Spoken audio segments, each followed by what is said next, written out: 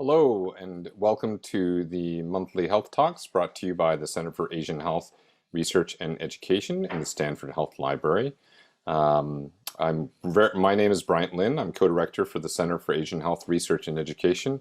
I'm very pleased to introduce Dr. Neetha Gautam, who will be talking about an introduction to Ayurveda, the science of life. Ayurveda is the traditional medical practice of India and one of the world's oldest continuously practiced healing traditions. In this talk, Dr. Neetha Gautam, a family physician and Ayurvedic wellness counselor, will introduce you to the history, background, and fundamentals of Ayurveda and how these ancient practices can be applied in today's world. Dr. Neetha Gautam received her medical degree from Texas A&M University Health Sciences Center in College Station, Texas. She completed her residency in family medicine at the Scott White Hospital and Clinic in Temple, Texas, and also trained as an Ayurvedic wellness counselor at the Kerala Ayurveda Academy, USA. She is a clinical assistant professor in the Division of Primary Care and Preventative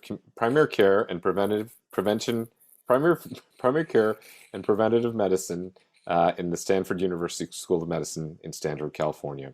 She is also director of integrative medicine at the Stanford Center for Asian Health Research and Education.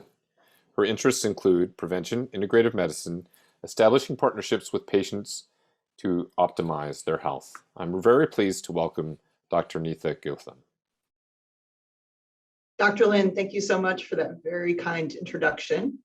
And with that, we will get started. So tonight we're going to be talking about an introduction to Ayurveda. And Ayurveda is often compared to an ocean. And tonight we're going to dip our toes into the ocean and start learning a little bit more about it. Before we begin, I want to take a moment to thank all of you who have taken time from your really busy schedules to join us here and to express my appreciation for your interest. Whatever you were doing 5 or 10 minutes ago, let's take a moment to take a breath in and out. Do it one more time. Nice breath in and out to help everyone feel a little more settled and get started with our presentation. In a few minutes, I'm going to be asking you a series of questions to think about. If you would like to get a sheet of paper or however you would like to make note of your responses, feel free to do so. There's no score, everybody passes. It's just for your own informational purposes. A quick note, this presentation is for informational purposes. It's not meant to replace your medical care, and I'm not asking you to stop or change any of your medications without consulting with your physician or provider first. So just with that caveat, let's go ahead and get started. Our objectives are to provide some background in the science of Ayurveda, introduce some common terms and concepts, and share some lifestyle recommendations based on your constitution type. And we're going to get into a lot more detail about that in just a moment. A little bit of background to begin with. Ayurveda, the term Ayurveda comes from the Sanskrit, and it's 2 words, Ayur, which means life, and Veda, which means wisdom, knowledge, or science. Thus, Ayurveda is the knowledge or science of life. It's among the world's oldest continuously practiced prevention and healing systems. It's been in practice for an estimated 5,000 years. It started as an oral tradition passed down from teacher to student across multiple generations. The earliest recorded texts indicate that they are merely writing down what was an established oral tradition. Its main focus is the prevention of disease and promotion of positive health. And health is defined as a state of balance of mind, body, spirit, and environment. And promotion of the body's capacity for self-balancing and self-repair. The healing is within you. The knowledge is within you. So the goal of Ayurveda or an Ayurvedic doctor is to find that and unlock it and allow that to happen. This quotation from the Sanskrit encompasses what is considered health from an Ayurvedic perspective. And it's one whose constitution is balanced, one whose digestion is balanced, one whose body tissues elimination is balanced, and whose senses, mind, and self are filled with bliss. Such a one is called a healthy person.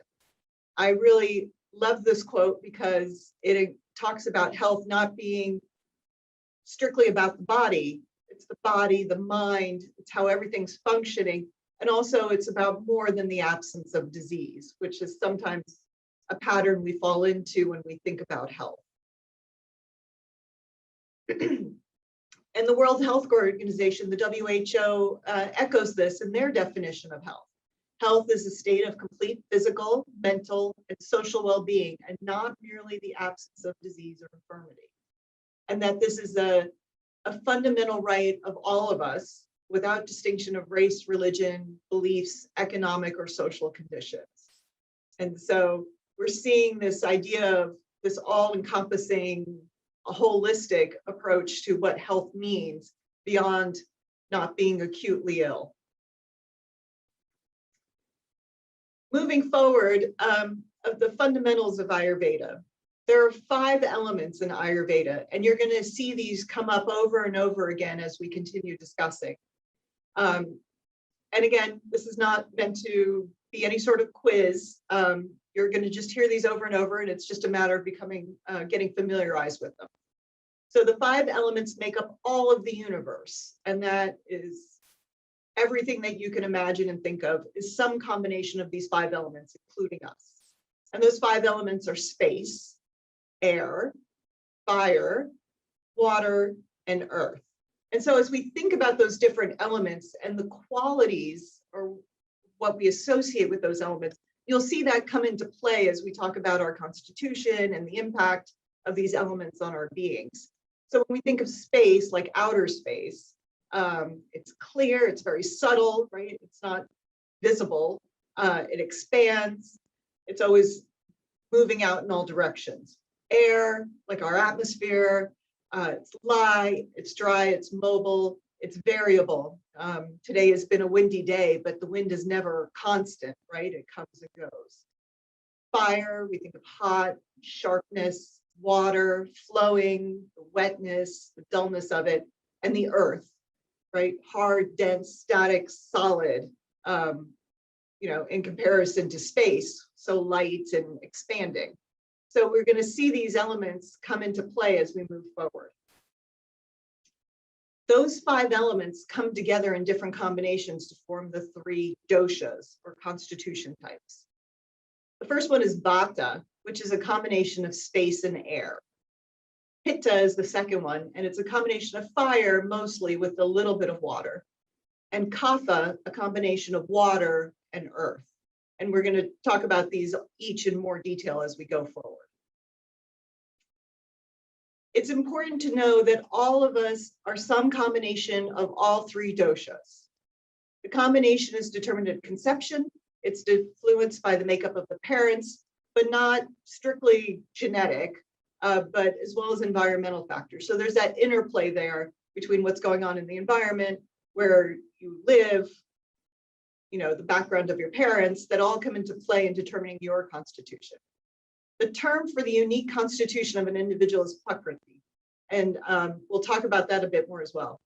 By definition, doshas can go out of balance, and they vary, they fluctuate day to day, within a day, different seasons of the year, different seasons of our life. That's meant to happen. When it goes beyond a certain stretch point, that's when illness can occur. Usually when a certain dosha has expanded beyond the typical or the normal range for that individual. This is really important, and I want to emphasize there is not one ideal dosha or combination of doshas. We are all unique. We all have our own balance, and the goal is not for all of them to be equal. The goal is not for all of us to be the same. We're our own individual. The goal is to understand what our individual makeup is, learn what that means about being in balance, and what can disrupt the balance for us as our own person. So what is my dosha, or what is your dosha? This is the part where we're going to ask a few questions. I want you to take a look at each question. We'll go through them one by one, And just take a moment to jot down which number, 1, 2, or 3, describes you most of the time. There may be times where you feel like you're one answer or the other answer, but most of the time, in most situations, pick the one that resonates with you. And then we'll go over what those mean after we've gone through the questions. If everyone's ready, we'll move forward. Okay, give everyone just a second, make sure you're ready to go. And with that, we'll get started. So question number 1, physique and weight. 1, I am a slim, slender person. I hardly gain weight, and if I do, I can lose the weight easily. Option 2, medium build, good muscles, don't gain or lose weight very easily. Number 3, I'm well built. I tend to gain weight easily and have a hard time losing weight.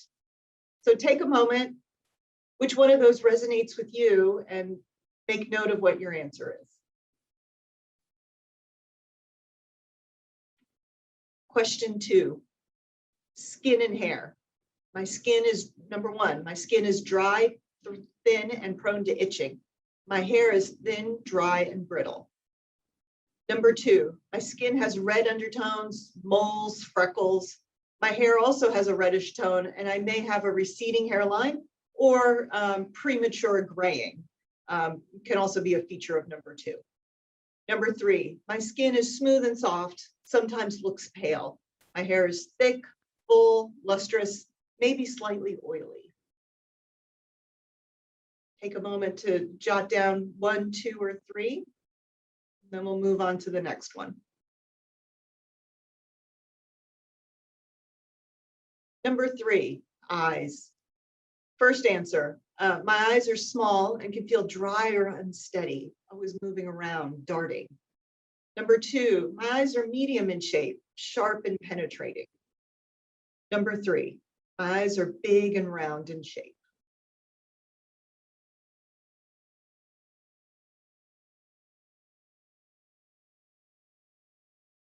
Number 4, hands and fingers. My hands are small, dry, rough, and my fingers are long, thin, and narrow. Number 2, my hands are generally moist, pink, and my fingers are medium and pointed. And number 3, my hands are generally firm, thick, excuse my typo, and my fingers are large and stocky.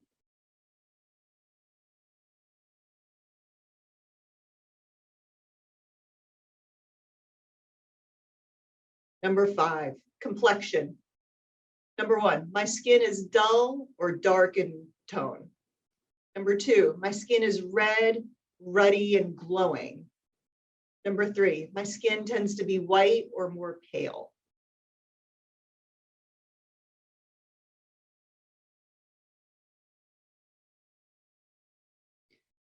Question 6, activities and actions.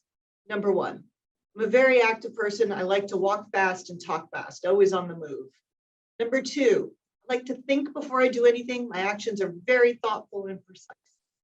Number 3, I am steady and graceful. I take my time to do things.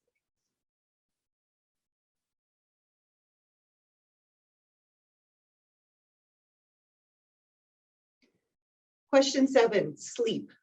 1, I do not sleep soundly at night. I toss and turn, and I tend to wake up early in the morning. Number 2, I'm a light sleeper. If something wakes me up, I am able to go back to sleep.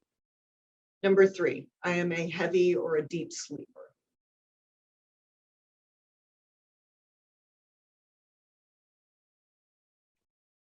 Question 8, appetite. Number 1, varies. Sometimes I'm hungry, sometimes not. I can feel anxious if I don't eat. Number 2, I'm always hungry. If I don't eat, I get irritable and angry. Number 3, I don't feel very hungry and I can easily skip a meal.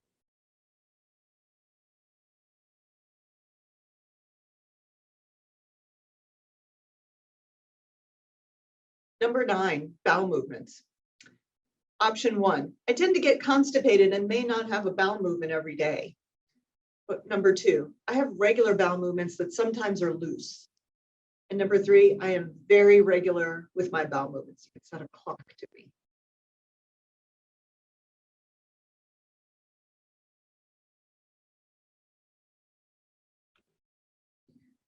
Question 10, speech. Option 1, I'm a very talkative person and a storyteller. Number 2, I speak very clearly and to the point. Number 3, I take time to start speaking. I'm not always clear about what I want to say. I'm a better listener than talker.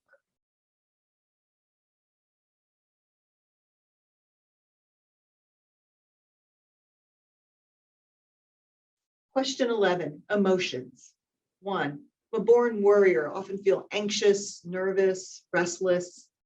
Number 2, I can get irritable or angry if things don't go my way. I easily get impatient. Number 3, I'm happy, caring, and loving. I'm usually very calm, and it takes a lot to make me mad.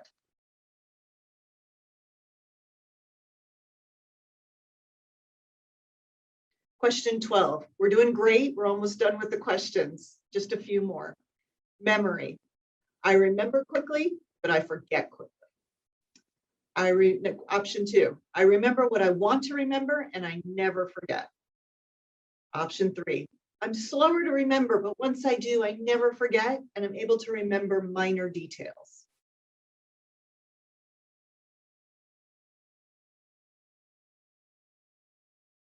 Question 13, resistance to disease. Option 1, I tend to fall sick often. Option 2, I have medium resistance. Option 3, I have a strong immune system and I hardly ever get sick.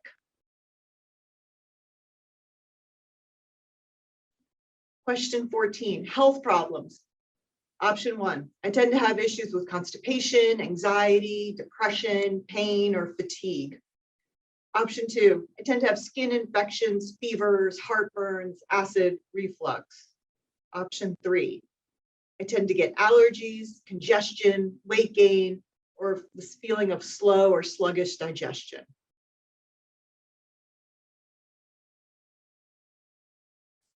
Final question, personality. Which slogan or saying best describes you? Option 1, can I change my mind? Option 2, my way or the highway. Option 3, don't worry, be happy. So if you've been jotting down, you may see that there's a trend in terms of which answers resonated with you. If you picked mostly ones, that means in your constitution, there's predominance of Vata. In mostly twos, Pitta, and mostly 3, Kapha. I want to point out that very few people are strictly one dosha. Most of us will have 2 that seem like they were slightly ahead of the third one. A few of us will say that all 3 were equally the same, and that's called tridoshic. Not very common, just like being strictly monodoshic is not very common either. So there's usually 1 or 2 of them that will be most common.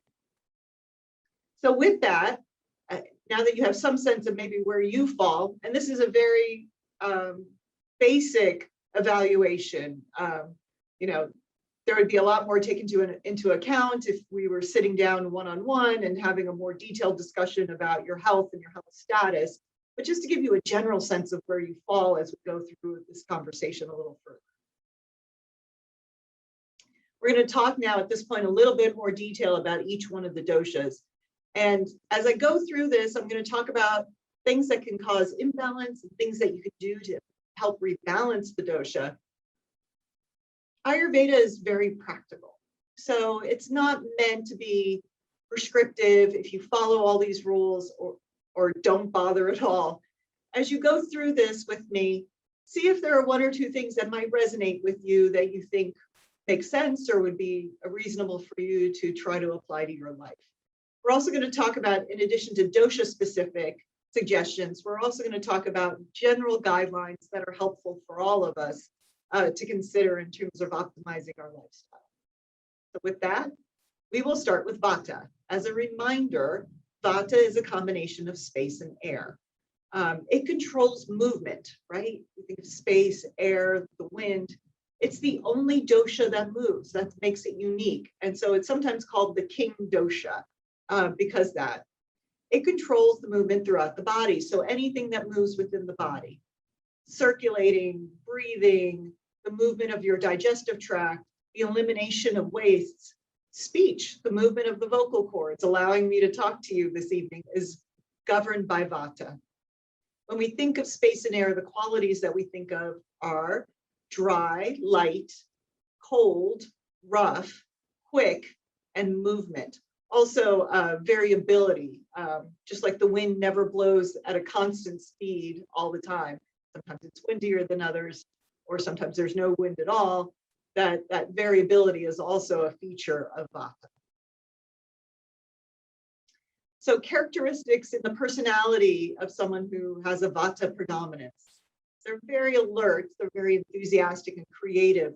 These are the people in a group who are the ones who come up with all the great ideas in the brainstorming session and the grand plans of the things that we can do or do better or do differently. They're quick to pick up new things. They're also quick to forget because they are constantly on the move, constantly moving on to the next new thing and the next new thing and the next new thing. They complete their tasks quickly. They tend to be, in general, of lighter frame and have more prominent joints. So if you look at the hand, that their joints of the hand seem a bit prominent, that can be a characteristic of someone with a Vata predominance. What can cause Vata to go out of balance? So we think, anything that would increase the qualities of Vata, coldness, lightness, that movement. So intake of foods that have those same characteristics, very dry, very light, very cold. Exposure to cold or wind, again, increasing exposure to something similar to those characteristics increases that within your system. Too much loud noise and screen time. Our attention span is becomes so short because we're so quick to moving on to the next, to the next, to the next, whether that's at work or we're browsing on our computers, that can sometimes lead to an increase in Vata. Irregular routines, variability in sleep time, wake time, work time, and we're going to talk more about that later, about the importance of routine. Fasting or skipping meals can increase Vata. Excessive exercise and excessive travel. Again, all of that related to excessive movement can increase Vata in the system. So what happens? How does that look when someone's Vata is out of balance? They may report dryness in the skin or the joints, pain in the joints, constipation, hard bowel movements, irregular bowel movements, fatigue, feeling anxious, trouble falling asleep because everything's so on the move, everything's going, that it's hard for them to turn off, unwind, and be able to rest. Loss of weight. Vata folks in general, harder for them to gain weight, easy for them to lose weight if they get out of balance. Very easily distracted, harder for them to keep on task and complete a task. So what can they do to help balance that excess of Vata if they're feeling those symptoms? You want to look for things with opposite characteristics. So we're looking for things that are warm, that have more liquid, heavier foods, things that will ground that Vata individual. Sweet foods, warm beverage, light exercise. So someone who's Vata should try to avoid overly strenuous physical activity because that tends to increase the Vata element within the system. Being very consistent about their routine. Of all of the doshas, the Vatas are the ones who most need to be really consistent with their routine about bedtime and wake up time, when they start work, when they stop work, when they eat their meals. That sense of routine is really important to balance the Vata. And taking on one task at a time. They're so quick with new ideas and so ready to move on to the next thing. It's really helpful for Vatas to try to be mindful to slow down, finish one thing before they try to take on the next challenge. In balance, they want to avoid things that are dry and cold, strenuous exercise, excessive travel, trying to do multiple tasks. So the multitasking is not great for those who are out of balance with Vata. We'll move on next to Pitta. And as a reminder, Pitta is predominantly fire with some water to help balance out the fire element. So when we think of fire, that's digestion, transformation, metabolism. So the sense of hunger, the sense of thirst, the breakdown of food products so that it can be spread throughout the body. That is Pitta's predominant actions. So when we think of the fire and water, we're thinking hot, sharp, sour. So think of acid as a liquid form of fire flowing in liquid. So the characteristics of Pittas, those with Pitta predominance: strong concentration. They are on task and they will get it done. They are the ones in the group.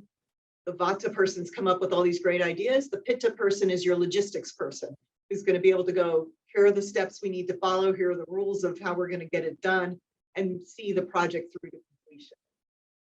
Strong digestion. They have that increased fire of digestion. They do well with most foods.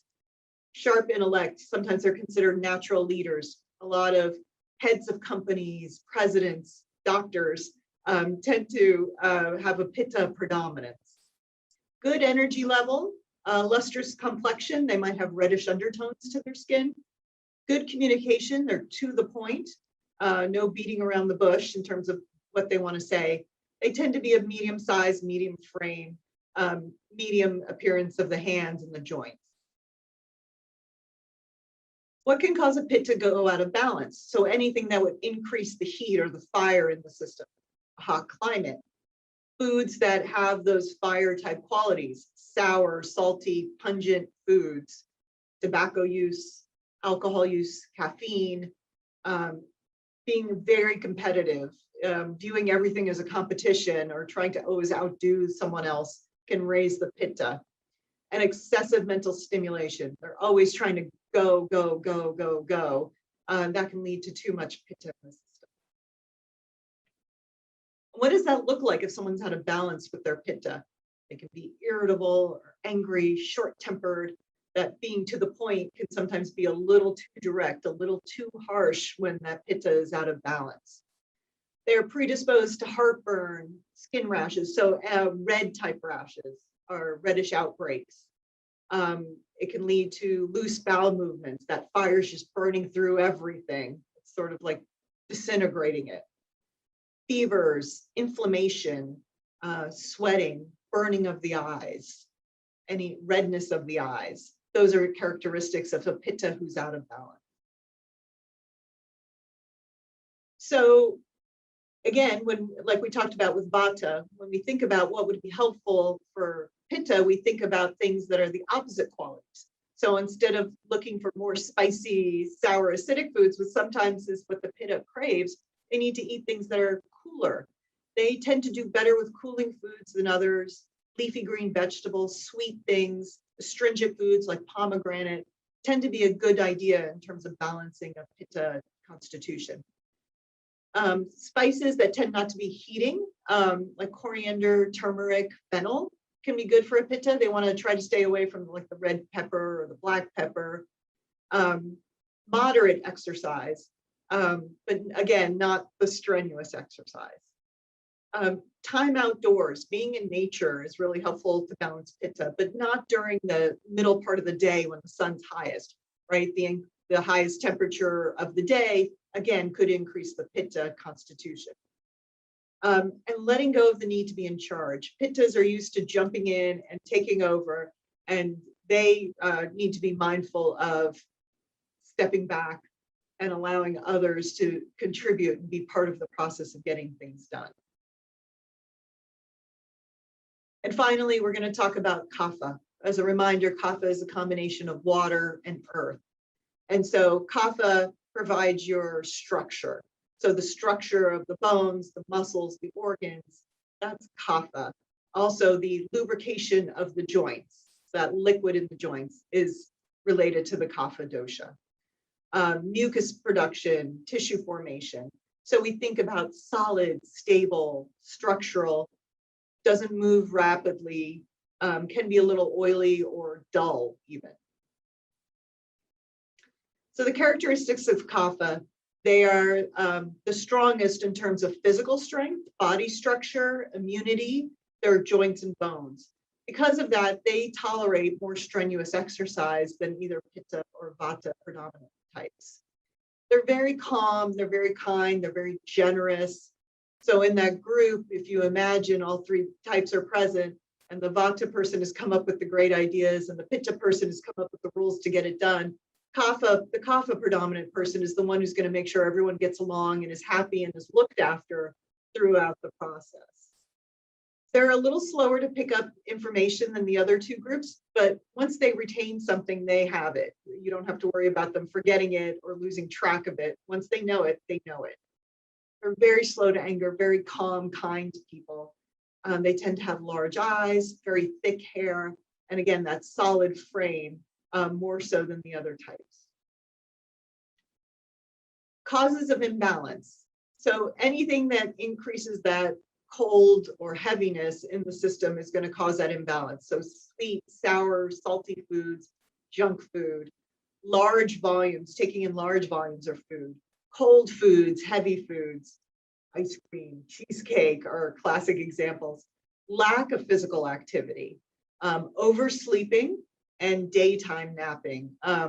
It generally is not recommended. There's always exceptions, but those things can cause an increase in kapha.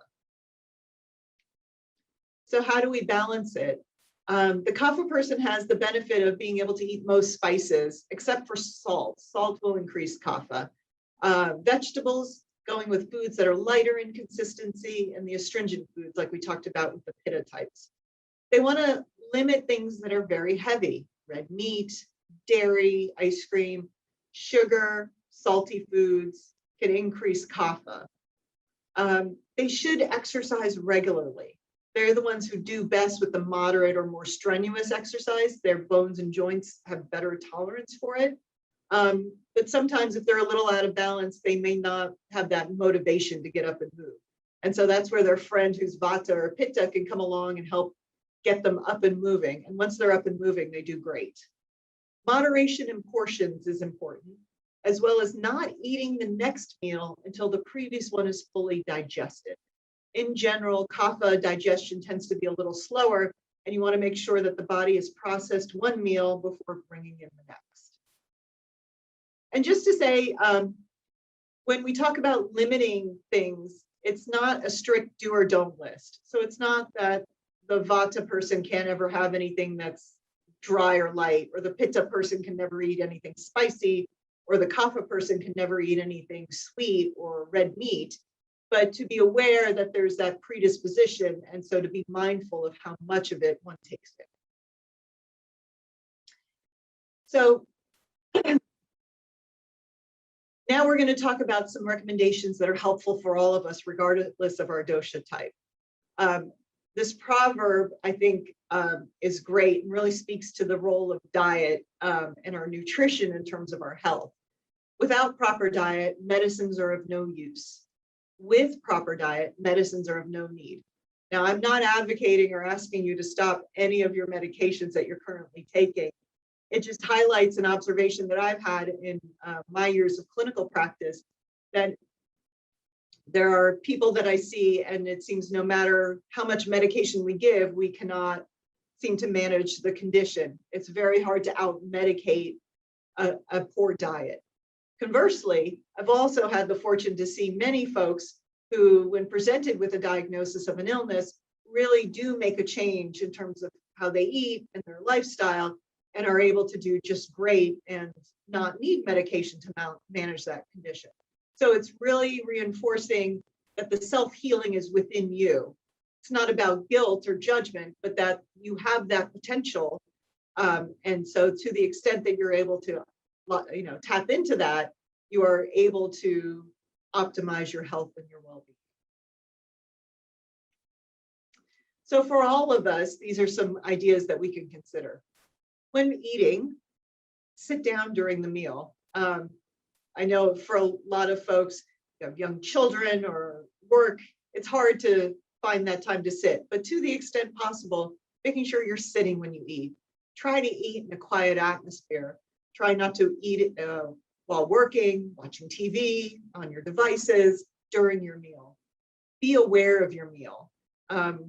We've all probably had that experience. You're watching TV or doing something else and you're snacking, and then you look down and realize you've completely finished whatever it was you were snacking on, and you missed out on the experience of tasting and enjoying that food.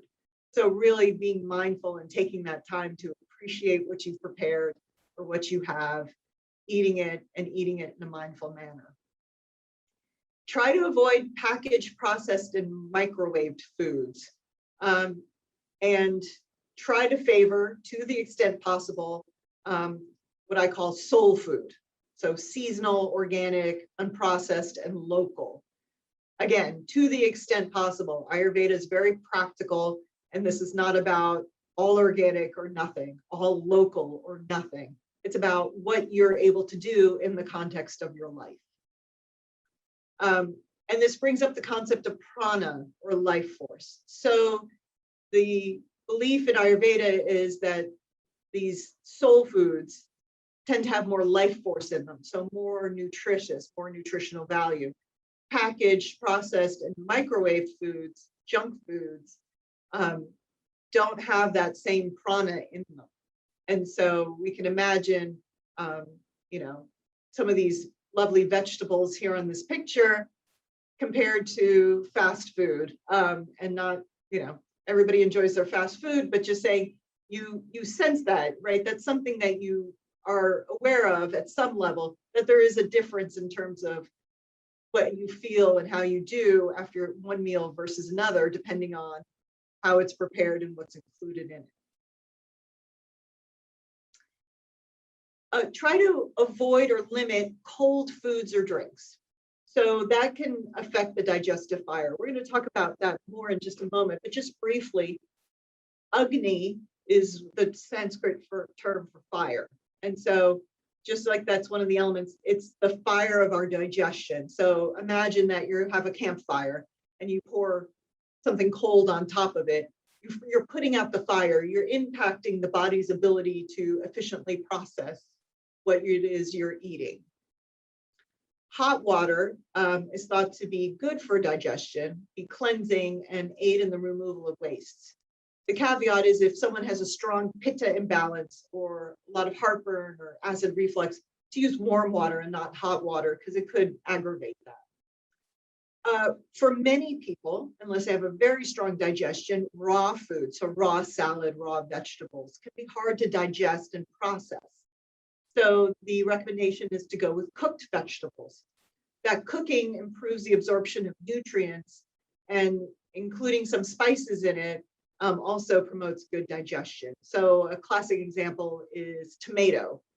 So raw tomato versus cooked tomato, you get more of the lycopene out of the cooked tomato than you do the raw tomato. And so that's one example of getting more nutritional bang for your buck by cooking your vegetables compared to eating them raw.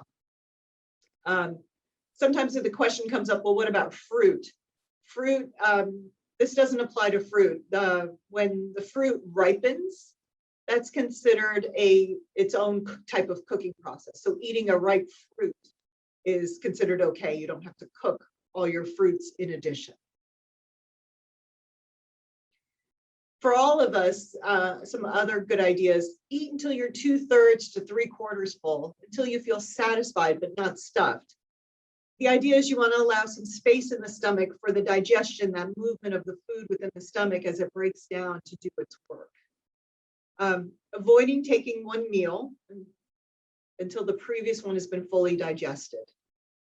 So allowing time for the body to finish breaking down that meal and process it. If it's in the middle of that process and then you bring in more food into the system, the body then has to shift to break down the new food, and the previous meal may not ultimately be properly digested, metabolized, and disseminated.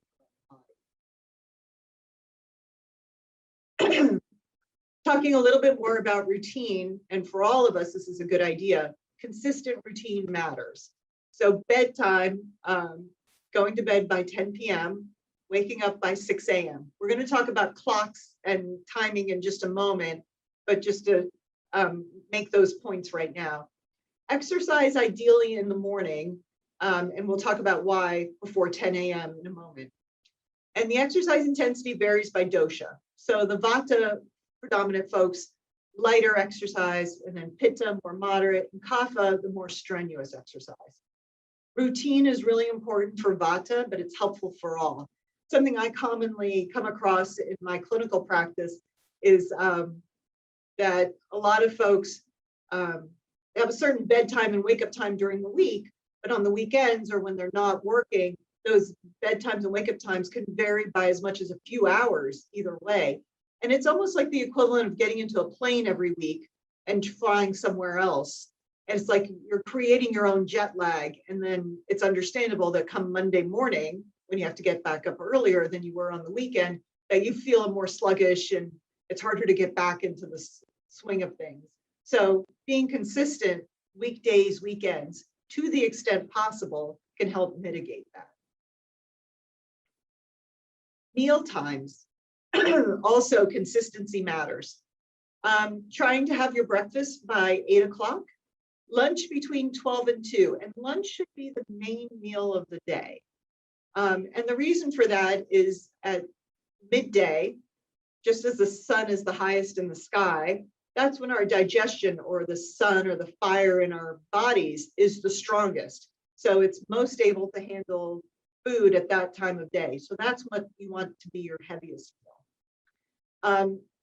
And there have been studies in the field of chronobiology that look at this. In one study, they had two groups of people, same food. One was fed, excuse me, around 12 o'clock, one was fed after 2 o'clock. The group that was fed after 2 o'clock had an increase in weight gain. The 12 o'clock folks did not, and they were taking in the same amount of food. And eating dinner before 8 p.m. And that ties into the bedtime. You want to make sure there's a couple of hours between when you finish dinner and when you go to bed, allowing the body to finish digesting before you lie down. Water intake. I know there's the magic 8 glasses a day. And when we look back into the nutritional science, there's not really great evidence that all of us need to be drinking 8 glasses of water per day. According to Ayurveda, how much you need to drink depends on your dosha. Vata, remember, that's space and air, so really light and dry and cold. They need more moisture, more water. So they tend to need to move more. Pitta's in the middle between 5 or 6, and Kapha, because they already have that increase of water in their constitution, tend to need less. Given that, though, you need to see where you are in terms of your health conditions, and this is not a hard and fast rule, but just a general guideline is something to consider. I just wanted to mention this one tea. It's called CCF for the spices that are included in it. And this can be helpful for digestion, reducing gas and bloating, help regulate bowel movements. So in a pot, you boil 4 to 5 cups of water and add half a teaspoon each of cumin, coriander, and fennel, so the CCF. Let that boil. You can strain out the seeds or not, that's up to you, and keeping it in a thermos, sipping it throughout the day. And that can be helpful for some of those conditions. Sometimes I recommend it to patients when appropriate, if they're having a lot of trouble with their digestion. So just like the doshas apply to us as individuals, they also apply to the time of day. And this is where those recommendations about routine come in as well. So the clock is broken into 4-hour segments. The 2 to 6 a.m. and p.m. time frame is Vata predominant. 6 to 10 a.m. and p.m. is Kapha predominant, and 10 to 2, the middle part of the day, is Pitta predominant. So when we think about that, so getting up by 6 a.m., so that's before the Kapha time of day, when there might be a sense of heaviness or sluggishness that comes in. And many of us have had that experience where it's the weekend or we have a day off and we're going to sleep in thinking we're going to get more rest. But then when we wake up, maybe feeling a little more tired or not as refreshed as we thought we would be because we've slept into that Kapha time of day. That Pitta time of day from 10 to 2, again, that midday when the fire is the strongest, both within us and the sun of the sky, that's why you want that main meal to happen during that time, because that's when Pitta is strongest. And then when we talk about Vata time, as we move from 2 to 6, the vata increases in our system slightly, and that's what leads us to tend to wake up, and the sleep gets lighter as we get closer to that time of morning. As we move into the evening hours, the 6 to 10 p.m., we're eating our evening meal, we're starting to wind down and go to bed. And we want to be in bed by 10 p.m. before that nighttime pitta kicks in. Sometimes we take that as our second wind, right? We feel that fire come back up, that energy come back up, and oh, we're so productive and we get a lot done. But from the body's perspective, what the body wants to do during that time when you're resting is finish metabolizing all the inputs of the day. That's your food, that's your thoughts, that's your emotions, that's your time to process it and, get ready for the next day. If you're up during that time, working during that time, eating late at night during that time, you're interfering with the body's ability to finish processing the day. It's delayed and you don't make up for it later on. That time doesn't then shift to when you fall asleep. That's fixed. And so you're missing on that opportunity to finish the processing of the day in order to get ready for the next day. Doshas also apply to the seasons of the year. And this, as we think about it, and the characteristics of it makes sense. So summertime, when it's hottest, is a pitta predominant season. So pitta related conditions, heat, rashes, inflammation, redness can be more common this time of year. Fall and early winter, vata. So it's a lighter and colder and rougher. You may feel more dry skin or dry hair, dryness in the joints, a little more achiness with that dryness. And then late winter into early spring is the kapha season. So we think more congestions, colds, coughs, right? That phlegm tends to be more common that time of year. And doshas also apply to the stages of life. So in childhood, that's a kapha predominant time. So we think as children grow and they build structure and they're getting bigger and stronger, that's the formation of their body, that's kapha. As we transition into adulthood, that's a pitta predominant time. This is a time when many people are pursuing different careers, they're starting their families, they're providers, and they're taking care of themselves, their communities, their families. So that pitta fire tends to be predominant. And then as we transition into older age and we're not in that active role, vata becomes more predominant. And you can see that in the conditions that tend to affect people in those different stages. Kapha, you think of kids. I see children in my practice, lots of coughs and colds and congestion and runny noses and things like that. Pitta, that fire, that burning, maybe they're heartburn or rashes or things like that. And vata, the dryness of the joints, maybe feeling a little more achy or fatigued. More easily, sleep is more disruptive in older age, and it could be because in Ayurveda, it's thought perhaps related to that increase of vata generally. We've touched a little bit on this. I'm just going to reiterate, Agni is the term for fire, and that applies to the sun as well as the fire within us in terms of our digestion, not only in the stomach, but in the tissues. It's responsible for food breakdown and the use of those products within the tissues. The doshas can also affect the Agni and the quality of the Agni. So vata imbalance. We're sitting in front of our campfire and a breeze blows by, and that's vata. And that creates an irregularity in the fire. It's a variable appetite, can lead to some gas formation, constipation. There's a pitta imbalance. We're sitting in front of that campfire and we throw gasoline on it. Fire roars up and raises up. They get insatiably hungry. They never feel full. They can have loose bowel movements. And then the kapha imbalance. If I take a pile of dirt and put it on the campfire, the fire becomes dull. It's a feeling of sluggishness in the digestion, that the food's just not moving. I'm full and I feel full hours after I eat. That could be a kapha imbalance of the fire. And our ideal state is sama agni, which is balanced fire. Good digestion, good appetite. We're going to talk about just a couple other things here. Talk about the tissues of the body. And dhatu is the term for tissue, and the definition is that which holds things together. There are 7 tissues. They have some subsections and off products, but these are the general categories. And in order, starting with the plasma and the lymph and going to the blood, the muscle, the fat, the bone marrow, and then the reproductive tissues, is the order in which the nourishment, the nutrients pass through the body.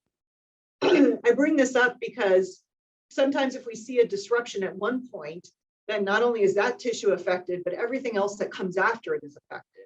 So one classic example are those folks who are athletes or who exercise excessively or trying to lose a lot of fat.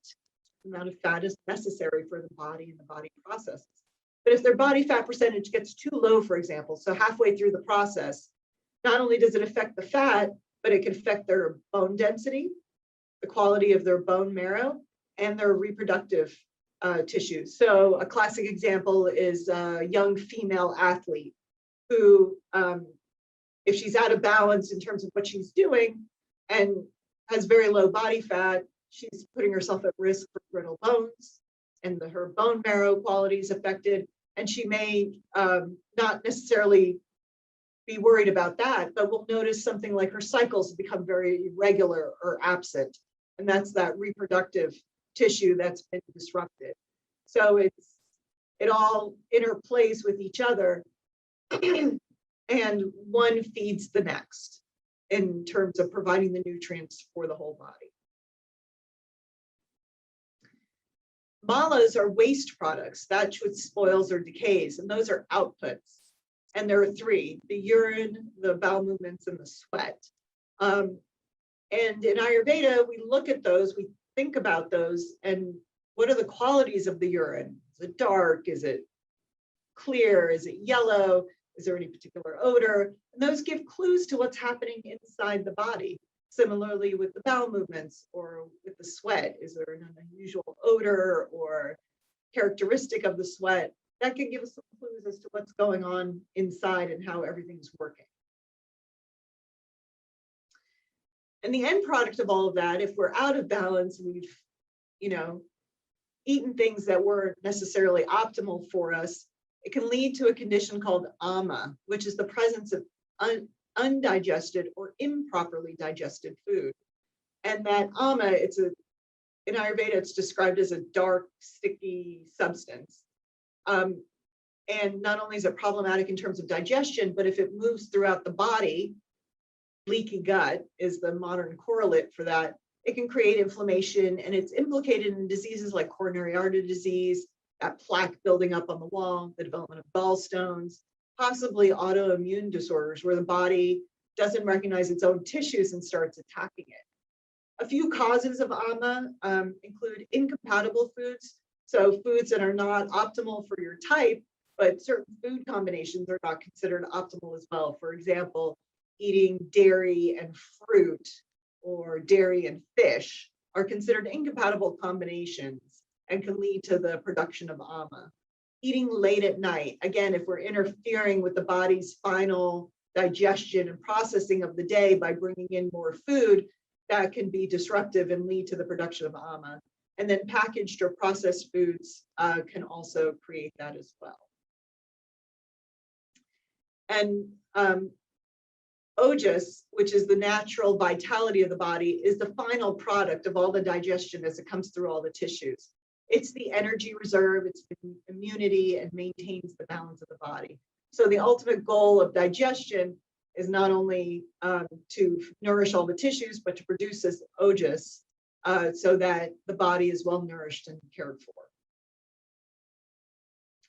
for. Finally, I'm just going to briefly mention some qualities or attributes. These are descriptors that are used to describe the qualities of an individual or a food or a substance that they're taking. And as we saw earlier discussion, that like increases like. So if you already have too much cold or dry in your system, if you eat something that's cold and dry, that exacerbates it. So you're looking for the thing with the opposite quality. So something that's warm or moist would be more balancing. And so I just mentioned this as a way that sometimes we will classify things so that we can talk about what would be helpful in terms of balancing something that's out of balance. So just in conclusion, I wanted to include some additional resources, some books, a podcast, and the website for the National Ayurvedic Medical Association. These are all great resources for more information. If any of this piqued your interest, you want to know more in detail, that these are some great resources that are available to you. Great. Thank you so much, Dr. Gotham, for a fantastic and engaging talk. There are many, many questions here for you. I'm going to start with I guess this is going to be a common question. From an anonymous attendee, they ask, Ayurvedic herbs are readily available. Are there any cautions about taking any herbs, self-prescribing? Great question. So just broadly, this is not limited to Ayurvedic herbs, but a lot of supplements, they're not regulated by the Food and Drug Administration, like prescription medications. So quality and consistency can be problematic. And also, different herbs are going to have different mechanisms of action for people. And so it really is a good idea that if you are contemplating taking something, that you consult with someone who's knowledgeable on the effects of the herbs, and also can talk to you about how they might affect you. And also, with that, can talk to you about brands that might be more reasonable or have a better track record in terms of safety and quality. And that way you can be at least somewhat reassured you're getting what it says and not things that are not helpful. In general, for example, I'm going to use the example of turmeric because this comes up often in my clinical practice. I know turmeric comes in capsules, and you can get these everywhere. But we want to think about the context of that. Turmeric was not meant to be taken in a capsule. Turmeric was meant to be taken in food. And so initially, turmeric was going to be the cure-all, and then but it missed out on the fact that a little bit of black pepper needs to be with the turmeric in order to make it more bioavailable.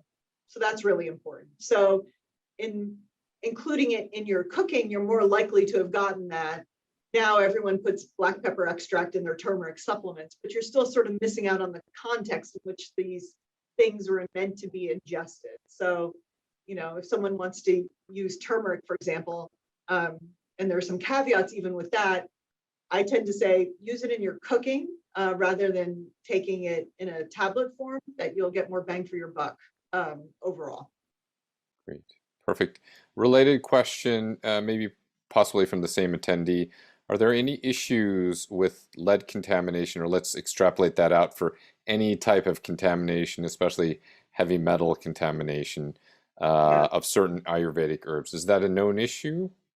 So we have seen that in turmeric, some lead contamination, also heavy metal contamination of other herbs. So just with caution, using those. And again, in small amount, these things are meant to be taken in small amounts. When we put them in supplements and capsules like that, then they're ingested in much larger amounts in which they were meant to be taken.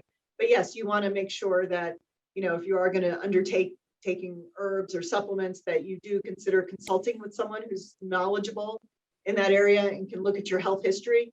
I mentioned even turmeric has its caveats. An excess of turmeric can predispose you to bleeding. And so that would be important to know just generally, but especially if someone takes aspirin or a blood thinner, that you would not want to then be taking large amounts of turmeric in addition, because it can also thin the blood. That's just one example of how, just because it's natural doesn't mean it doesn't have any potential side effects. Great. Perfect. Question from Rama Tabruwal, sorry if I messed up your name. Is acne a manifestation of imbalanced pitta? Yes. So the inflammatory red pus of acne, then yes, that can be a manifestation of a pitta imbalance. So looking back at the diet, trying to maybe stay away from spicy or oily or sour foods can possibly be helpful for that. And again, trying to focus on your fresh fruits and vegetables, those things that we know are helpful for us overall, can also be helpful for the acne. Perfect. from Nitish Amin. Not sure I understand not sure I understand time of day means to doshas. He wants a little bit more explanation. Sure. So that there are certain energies or doshas that tend to dominate certain times of day, and that governs our actions during that time of day. So in the kapha time of day, in the morning, that's a time to really get up and get moving. That's why you want to exercise in the morning to sort of overcome that kapha. In the evening, that kapha time is a time, we've completed hopefully most of the work of the day. We can start winding down and getting ready for bedtime. The pitta time of day, the fire is the highest at noontime. So that's when pitta is strongest. And so that's when we want to eat our main meal. At nighttime, the sun is not there, but that's the main time for us to finish our digestion of the day. So that's the interplay of the doshas in time of day in terms of how that governs our activities. For some people, the vata energy is a creative time. So maybe that time in the afternoon is a good time to have those brainstorming sessions, where you're thinking about those great ideas because that vata energy is a bit more predominant. And so you can think about it in that way too, that maybe that governs to the extent that you control your schedule, how you manage what happens during different times of day. Great, perfect. From Andy P. After attending your last ETAM meeting, although they're both still on the fringes, TCM is somewhat more recognized through schools and licensure. Ayurveda seems less so and more challenging to find clinicians who are credentialed. Would you agree with this generalization? So I think Ayurveda is newer overall to America than TCM. I think there's been more experience with it, especially acupuncture is more widely available, accepted, studied. And the National Ayurvedic Medical Association, the link I included, they are a national group. They are working on credentialing and standardizing educational parameters for different schools of Ayurveda. They also have a list of Ayurvedic practitioners so that if you were interested in consulting with someone, they have a resource of people who are have gone through that process and have that accreditation and the schools that are accredited. So you can look up and see, oh, someone went to XYZ Ayurveda school. Are they accredited by anyone? So that you have some understanding that they do have some, basic fundamental educational background. But that's a great question. I think, the interest in Ayurveda has increased just in the several years I've been interested and involved, and I expect it to continue. And with that, more standardization and hopefully wider acceptance. Great. A related question.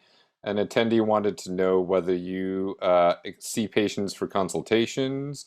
I know you practice primary care, and if you see patients in consultation, do they need a referral? So I am a family physician. I do see patients in clinic. I'm currently seeing patients on a limited basis in terms of one-on-one Ayurvedic consultations just because of availability. But I am happy if someone's interested to try and accommodate them or refer them to Ayurvedic practitioners in the area. Great. Question from Sunanda Agrawal. What's your take on ghee?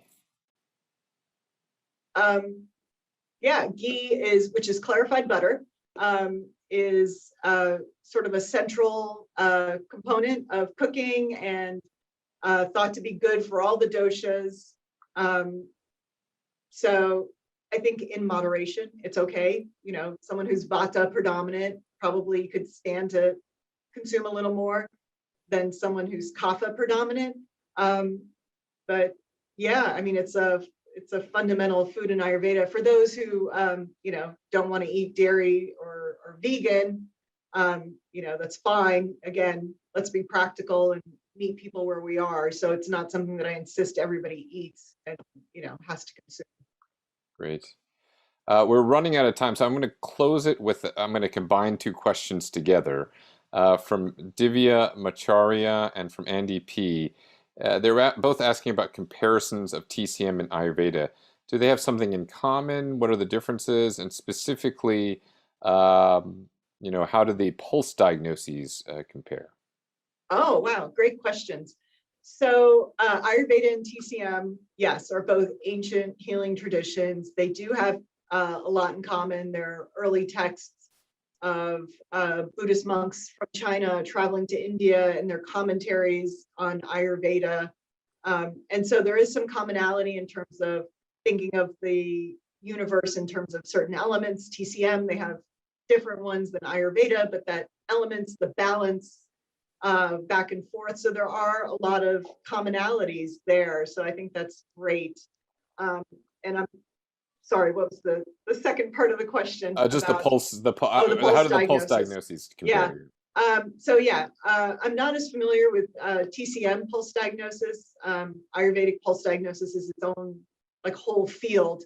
But I do think there's some commonalities in terms of being able to detect different conditions, different disease states, the overall balance of the system just by the pulse. And it's remarkable having experienced it. I'm not at all, you know, an expert in terms of pulse diagnosis, but yeah, but that's seems to be a powerful component in terms of diagnosis in both traditions.